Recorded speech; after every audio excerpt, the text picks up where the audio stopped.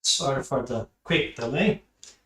We are starting our live session. Just a second, guys, while I'll just make sure that we broadcast it to Instagram as well. Just a second, and we will be right with you. Just need to refresh my Instagram so we can have the live session there. Sure that we broadcast it to Instagram as well. Just a second, and we will be right. Can you guys hear me all right on Instagram? I just need to refresh my Instagram. Working now. We can have the live session there, and I think now we are okay. We are okay. Test my Instagram. Can you guys hear me all right on Instagram? Yeah, I think it is all working. I think it's all. Oh, good. Can you guys hear me all right? Yeah, send me a and YouTube feedback. Okay, so we can start the live session. Those on YouTube as well, if you can give me some feedback. Send me a. And yeah, I think it is all working. Oh, good. Can you guys hear me all right? And listening. Yeah, send me a. Hopefully. Feedback so we can start the live session. Those on YouTube as well, if you can give me feedback. My headset was not connected. It should be. Hopefully you guys are also I think watching you guys on YouTube listening. Should be okay. Hopefully should be listening now. And no. You guys on YouTube listening should be. There's a little bit. My headset was not connected. All right. Sorry, guys. So we will start. If you guys on YouTube, I think. If you guys can give me a feedback. Yeah. Okay, welcome everyone to live number 203, and that's a special live session. We are going to be delivering 15 minutes of free consulting. We will start. If you guys on number YouTube, Bruno Torres, you guys can an environmental engineer from Brazil. I appreciate it. He's actually leading a special live session. We are going to be delivering, but also I'm going to talk about the biggest fears during the validation process as well. That's a special. It's a special live session. We are going to be delivering. Also, I'm going to talk about Bruno Torres, an environmental engineer from Brazil. Yeah, he is actually living in Brisbane. And also, I'm going to talk about the biggest fears during the validation process as well. Let me see. Looks like YouTube is still not working. I think YouTube is working now. The only thing is that I'm getting. It should be.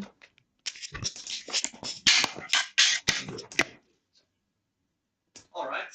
So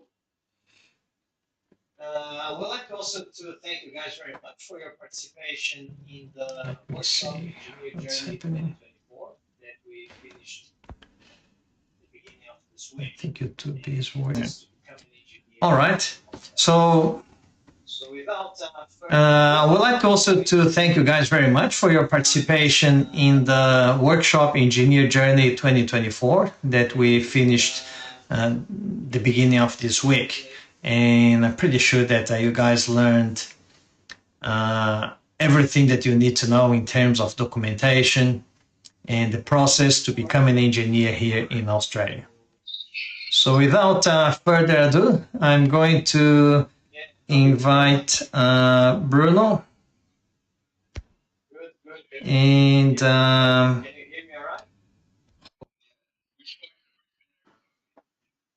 live in Lutwich. So hopefully it will work. So I'm here. I'm in. Yeah, how are you, Bruno? Everything's fine in you, Jason. Can you hear me well? Yes, I can. Can you hear me all right? Yeah. Which parts of Brisbane are you talking? I live in Lutwich.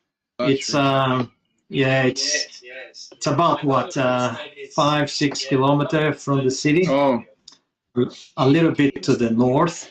Yeah. What about you? I'm in Spring Hill. So close. Nice, Spring Hill. Yeah, so close to the city. So far from. It's so close to like 5 minutes walking. Yes, yes, yeah. My But daughter, she studies.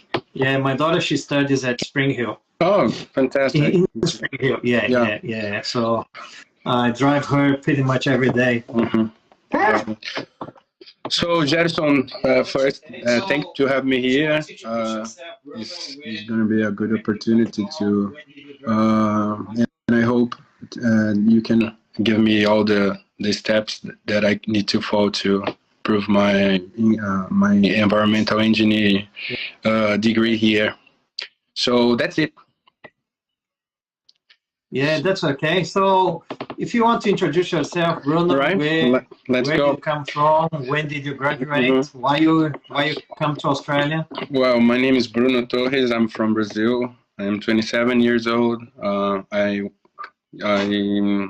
My first degree in Brazil was in bachelor of technology. Then I did environmental engineer, and I already finished my master degree in energy transition.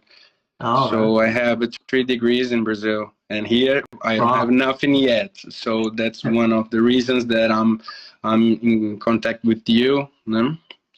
And why I'm here? Well, you know that Brazil is so difficult in many things, like to have a job, to have a good development career as well.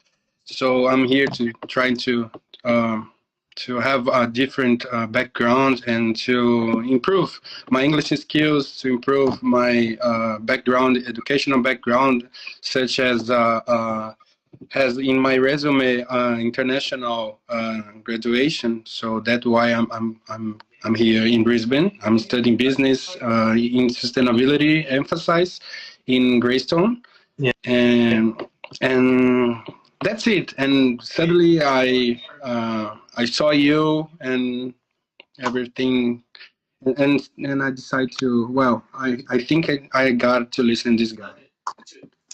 Yeah. So, yes. And when did you graduate? Sorry again. In my master degree or in engineering. Yeah, in your environmental engineering. Yeah, environmental engineering was in 2022. 2002. 2022. 2022. Yeah, of course. You're very 2022. Young Yeah, I'm young. Come on, bro. Yes. And did you have some experience there, or you graduated? No. Here in Australia, I don't have any experience working in that scenario. I'm here. I just arrived here. Tomorrow is gonna be my third weekend. So it's only the beginning. Yeah, it's my. I'm only in the beginning. So I want to start from the beginning as well. So that's why I'm here. Yes. So using time in my favor. So. That's all. Yeah, that's good. Yeah. No, that's all good, Bruno. So, what are your questions? How can I help you? Yeah, well, that's it. To be honest, I think the class was very explanatory. I don't know if the guys in the session right now had the opportunity to listen your last class, but I think the material was very explanatory to me. I took a lot of notes.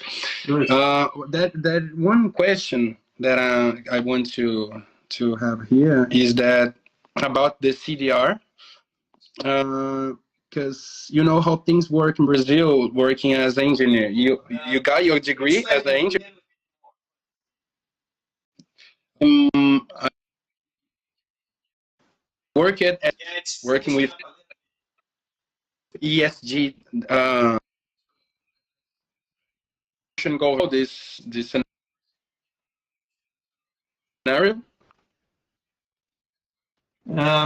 Explain me a little bit more, please. Yeah. Did you listen to me? Yeah, it's freezing up a little bit. Yeah. So let's start again. I work in Brazil in a multinational company that we have here as well in Brisbane. And I work in the ESG department, working with dealing with the things related to governance, environmental, and social. So things like to create sustainability demands to the company, like such as sustainability report, materiality matrix,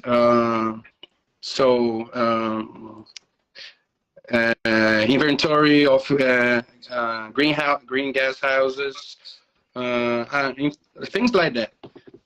Everything related to sustainability. So the thing is, when in the last class you told me that I need to fill some requirements to apply for an engineer here. So I'm an environmental engineer. So I don't know if my experience will fill the requirements for work as an environmental engineer. That's my question, because I don't know. I forgot the website that you can click and let's have a quick look. A and Z SEO engineer, and let's have a quick look about the environmental.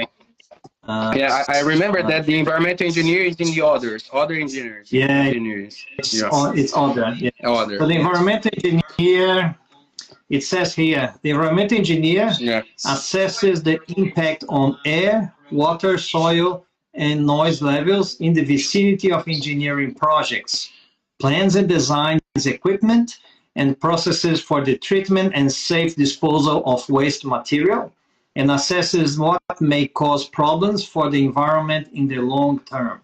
Yeah. So it's quite a broad definition. Yeah. So that's make me feel confused, because I don't know. This definition look like the definition that we have in Brazil. Work with water, with sewage, with street water. I don't know the correct name to drain water, I think, and waste management.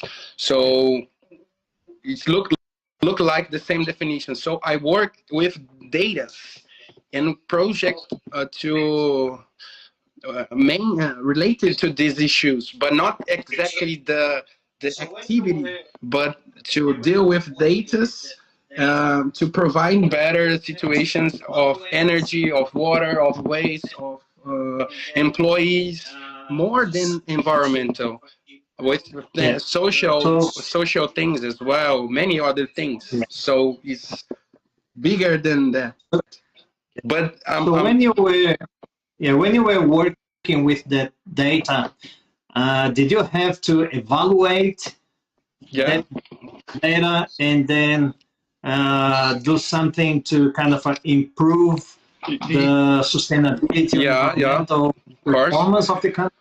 We create action plans for companies to, for example, I don't know if you have the opportunity to read sustainability reports of some companies, but every company, a big company, a respectful company, has a sustainability report that the companies show to the society how they treat environments, how they treat their employees, how the governance and things like that. And one part of this report, they talk about indicators, like there's global report initiatives, that's global sustainability indicators that put every company in this in a comparison scenario, like how many projects in water reduced do you have, how many waste do you produce, if you have renewable energy in your company. Is the company, is the business talking to the society, to the investors, how they use how they manage the daily routine. So I think I have this, but the definition makes me very confused because it's very direct in activities, and I create more plans and vision of the future and like things like that. I don't know if you understand me. No, I understand what. Yeah. So when you do your CDI, as you saw in the workshop, you gotta do 3 career episodes. So let's say that one of them, you can use some of the examples that you just mentioned about sustainability, governance, environmental performance, etc. Where, as an environmental engineer, you collected data or you consulted the data that was available, and then you did some analysis, and perhaps you suggested some improvements. So it's important to define, when you're writing your career episode, for example, when you're working as a consultant, what was the problem? So that is, I think, as you probably heard in the workshop, I like when engineers, they write about an engineering problem. So even if as a consultant you had to develop, for example, an environmental sustainability governance plan or action plan. So that could be the problem. The problem was that I had to solve was that the client didn't have an ASG action plan. And as an environmental engineer, I solved that problem and I developed the environmental sustainability governance plan. So that could be one of your career episodes. So, but also it's important that the career episodes, they also cover some sort of design in terms of what environmental engineers they do in terms of design. All right. So I got it. Even if when you treat waste, even if you didn't have that experience, but if you studied at university some waste treatment, I got it. So do you think that control? So you can see the possibility. That's right. Yes, I can see that.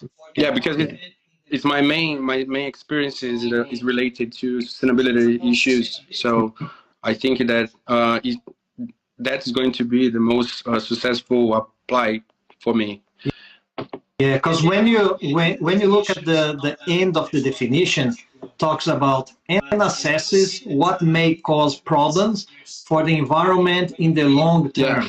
So but it is about sustainability. Yeah, but they don't use the sustainability word, so that makes me feel confused. So yeah, they don't. Yeah, in the definition, it's not there's not a particular word, but you will see that in the competencies, there's even when you read the Code of Ethics of Engineering, Code of Ethics, it's got a lot of things about sustainability there as well. So yeah, when you look at the definition, assesses what may cause problems for the environment in the long term. That is pretty much the definition of sustainability. You gotta have a company that it's obviously not going to harm the environment and can be sustained for the long term, for the future. Yeah. So companies that they're not sustainable, they don't have an ESG plan. Companies that they don't have environmental policies and those sort of things, they probably not going to be sustainable, even commercially nor environmental. Yeah. So I think that will be my pathway. So I don't have any doubts, but if you want to talk of other things, you choose. Well, it's up to you, Bruno. Yeah, you know, you're here in Australia for 3. Do you have a plan? So you're studying? Yeah, I'm studying. Yeah, I'm like I told you, I'm studying sustainability in business in Greystone, and so I will follow all these steps that you are telling me, and I need to check some documents here in Brazil to prove all of my backgrounds in my education background, my education experience as well, to fill all the steps that you told. So I'm providing things, and we will see in the next episode, I think. yeah. And it's important as well for you to you know, study, for example, the environmental legislation here in Queensland. Yeah. They have a lot of things. They have a lot of things. Yeah. Yeah, they do. Yeah, I'm looking. Yeah. You go to Department of Environmental Science. They have all the legislation there. And when you read the legislation, you can then accumulate your CPD event. Yeah. You know, that's going to be a good strategy to. Yeah. When you read the legislation, you study, and also you in your CPD records, just put a line in there that you studied the environmental. I've been there. Yeah, it's going to be a good point. Yeah. Also important for you to do some networking as well. Engineers Australia, they do face-to-face webinars as well. Mm-hmm. So it's important. Some of them, they are free of charge, and it's important to go there and meet other engineers. Mm-hmm. So you can start improving or increasing your network as well. Yeah, 100%. Probably I will. I'm just trying to start from the beginning here, and when I have time, I will do 100%. All right. And that's it. All right. That's all good, Bruno. Well, thank you very much for your time. It's a pleasure. And your questions and your participation in the workshop. Yeah. And I appreciate the friend as well. So we might bump shoulders and have a beer together. Yeah. Let's do it. Let's do it soon. So you know where I am. So we can have this. Of course, you know that. Yeah. All right. Okay. Thanks so much for the opportunity, and I hope everything went well. All right? Thanks so much. Yes. Good luck. Yeah, thank you very much. Bye-bye, Gerson. Yes. Boa noite. And that was Bruno Torres, an environmental engineer from Brazil that has got 3 degrees in Brazil and just arrived less than a month here in Brisbane. So, yes. And as you saw, maybe his questions could be your questions as well. So now I'm going to talk about some of the biggest fears in the validation process. Some of you may or may not participated may have participated or not in the workshop. In the workshop, I mentioned some of them, some of the biggest fears, but I'm going to talk about a few other ones that if you are in the validation process, you could be having those fears. So first fear is about not being very good in English. So that's a common fear. Mostly because obviously we overseas engineers, English may not be our mother language. And we could be afraid of practicing and speaking English because obviously we're not used to the terminology, the professional terminology, and so on. So how to overcome this fear? As an adult, I think the only way to overcome this fear of not thinking that you're very good in English is to read material in English, books, magazines, legislation, technical specifications. You get yourself used to the professional terminology as well as improving your English as well. During the validation process, you will need to draft your reports. That means that you will be writing your reports, and when you're writing your reports, you will be practicing your writing as well. Attending those events, as I mentioned to Bruno, Engineers Australia, they do have some webinars. Some are face-to-face, others are online. So it's important for you to participate as well. You can accumulate your CPD events as well as improving your English. Another common fear in the validation process that usually engineers have is not having enough work experience. A lot of engineers, they think that because they didn't have enough work experience, they cannot really validate their engineering qualification. Engineers Australia is probably the only one assessing authority that doesn't require work experience to validate your qualification here in Australia. So if you don't have relevant work experience, or if you just graduated and didn't have a chance to work in your field, it's not a problem. You can still validate your engineering qualification using your academic engineering experience.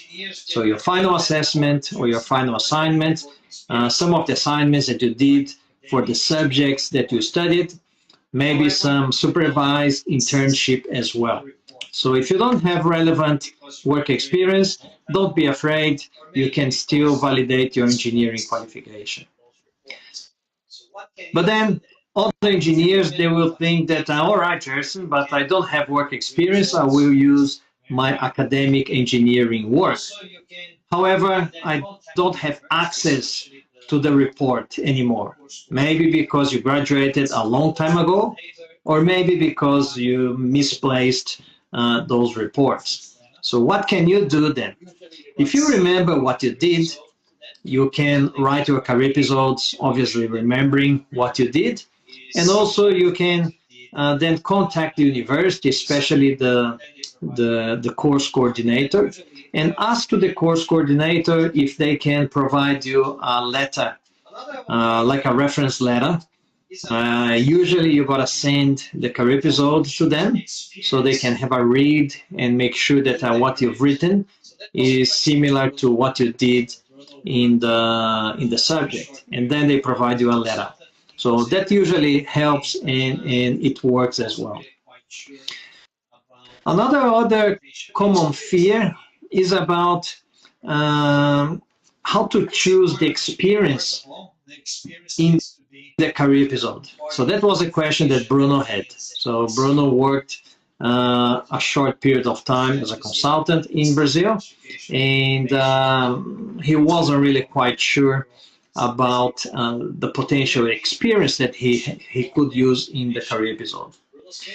It's important that, first of all, the experience needs to be according to the definition of ANZ SEO. So when you go to the Australian-New Zealand Standard Classification of Occupation from the Australian Government, Bureau of Statistics, it will give the definition of that occupation. In Bruno's case, the environmental engineer. But if you are a civil engineer, a mechanical engineer, electrical engineer, whatever, the definition will be there. And then you just need to make sure that the experience that you're going to use in your career episode is similar to what it's in the definition of ANZ SEO. So that's really very, very important. Also, another fear is when engineers, they say that they're not really a good report writer. As engineers, and I'm included in that, we don't really like to write reports. We have to because it's part of our job. Nowadays, I write very good reports, because I had to learn how to write a good report. Not that I'm natural good report writer. I had to learn, I used some techniques so I can use my knowledge in terms of content and then write very good reports. But if you have that fear, not being a good report writer, that's okay. You just need to develop yourself and try to find a way that you can organize your thinking. Usually you start writing down like a brainstorming activity, the main points or the dot points about the idea of your report. And in this case, when you write down the ideas, try to match with the competencies as well.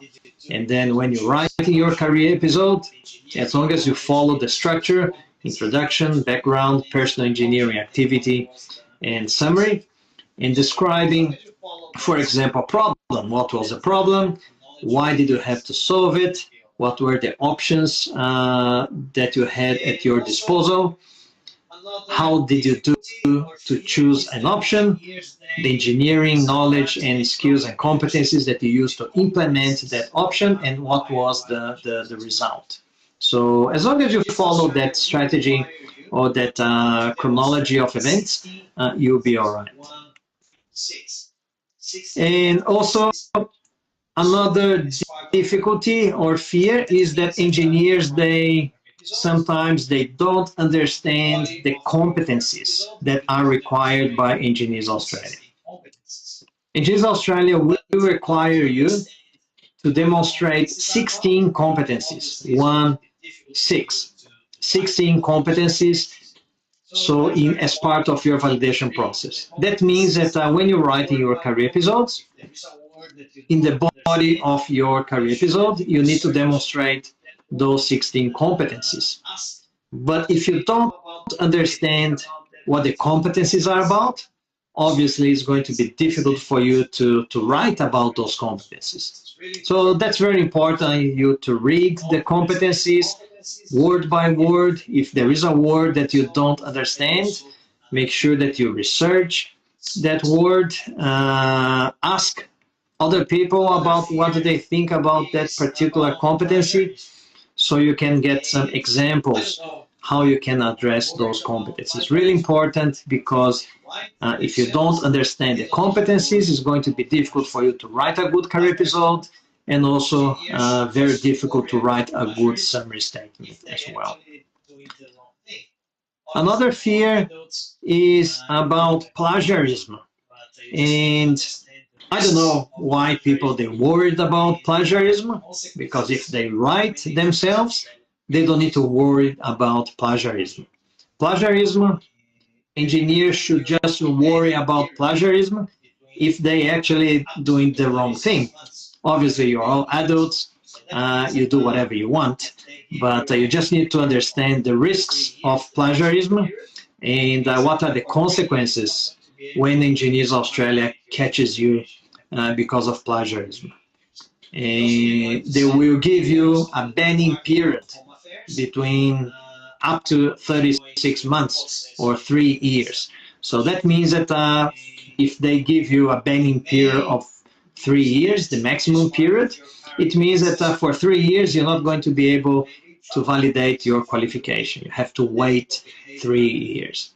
And also they're going to send your details to the Department of Home Affairs, who is going to process your visa applications. And they may use that as part of your character assessment. And if they do, you may be in trouble, because if you did unethical behavior with Engineers Australia, it could jeopardize your visa application, because you may fail your character assessment as well. So just take care. The application of your qualification validation, it's not an easy process, but you can do it. You can do it without having to do plagiarism. You don't need to engage anybody to write on your behalf. You don't need to copy other reports. You can all write yourself. As long as you know what you're doing, you don't need to take the risk of plagiarism. And how to start? That's very common fear as well. How to start the validation process? If you don't know how to start, obviously you're not going to advance. So the first step, obviously, is to read the Migration Skills Assessment booklet. You go to Engineers Australia website and then you read how to prepare your Migration Skills Assessment application. So that's a PDF document, and read it very carefully. Also understand all the competencies, understand all the reports, understand all the steps that you need to do. Also, you need to overcome procrastination. During the warm-up session, we spoke about the types of procrastination and some of the strategies that you can adopt to overcome procrastination. So very important to have an action plan, very important to have a plan to save money as well. You will need some money to validate your engineering qualification. Put aside some time as well. Time is going to be very important. Even though you don't need a lot of time, you can spare 5-6 hours per week. It should be okay. But even if you cannot spare 5-6 hours per week, obviously there's a problem, because you need time to prepare your documentation, you need time to write your reports as well. And also, very important to have your CPD. So a lot of people, I get a lot of questions that, Gerson, but I don't have any course. So CPD is not just about the continuing professional development. It's not just about courses. It's about private study. It's about workshops, webinars, seminars, conferences, voluntary work in engineering, and presentations that you did, technical inspections, technical visits, all of those events that you developed yourself professionally. So make sure that you record those CPD events. And also a good source of information, obviously, my YouTube channel. If you haven't visited my YouTube channel yet, you just need to search for Gerson Ida. I've got more than 320, I think, videos where I talk absolute everything about the validation process and how to get a job as an engineer here in Australia as well. So everything in English. Well, some of videos, they are in Portuguese, but majority are in English. And you can then educate yourself with the process. So when you do your validation process, you know already everything that you need to know. Also, another important thing that you can do is to participate in my free online workshops that I promote. I just finished the last one last Tuesday, and next one, yeah, maybe July, August. So make sure that you participate in the workshops, follow my Instagram profile, and you will be notified when I'm going to organize the next event. And for those ones, and it's all free of charge, all the videos in my YouTube, the live sessions here. In my profile, there is the highlights, and I'm sharing 107 tips about how to improve your validation process as well. And for those ones that they need a little bit of help, I've got my online mentoring program, Validation Formula. The enrollments are finishing tonight. So you still have about 3 hours or so to make sure that you enroll in this new group that I'm opening. And the next question and answer sessions and the first class is going to be already next Sunday. Okay, so the link is in my bio, or I will type in here. You can visit there and make sure that if you have any question, you can then send me a message. Validation mentoring.com.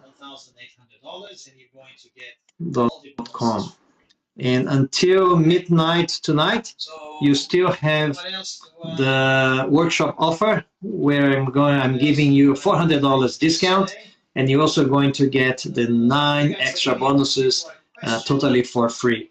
So all those bonuses, they worth about $1,800, and you're going to get all the bonuses for free.